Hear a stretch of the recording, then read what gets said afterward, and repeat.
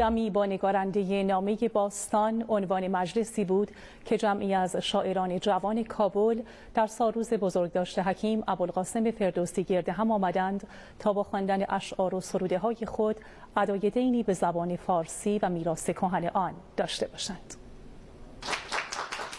تعدادشان زیاد نبود، اما در کافه کتابی جمع شده بودند تا از روز بزرگداشت حکیم ابوالقاسم فردوسی تجلیل کنند. هر کجا می نگرم مجلس سهراب کشیست. اینجا کافه کتاب عرفان در قلب شهر کابل است. روز بزرگداشت فردوسی بهانه‌ای شده تا شاعران جوان نیز علاوه بر سروده‌های خود اشعاری را قرائت کنند. با خطر تا آن بخارا لهجه شیرین دری، از رستم پیروز همین بس که بپرسند، از کشتن سهراب به تحمیلت چه گفتی؟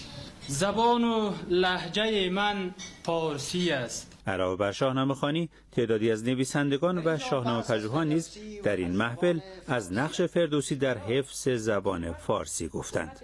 جایگاه فردوسی و شاهنامه‌اش در زبان و ادبیات فارسی بسیار بلند کلان است و ما هرچی که برایش گپ بزنیم و هرچی که بگوییم کم گفتیم.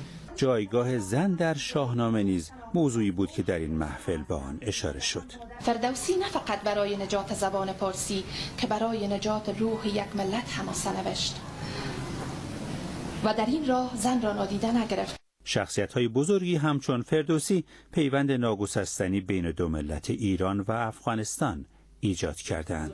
شخصیت‌هایی که ریشه در تاریخ مشترک مردمان ایران و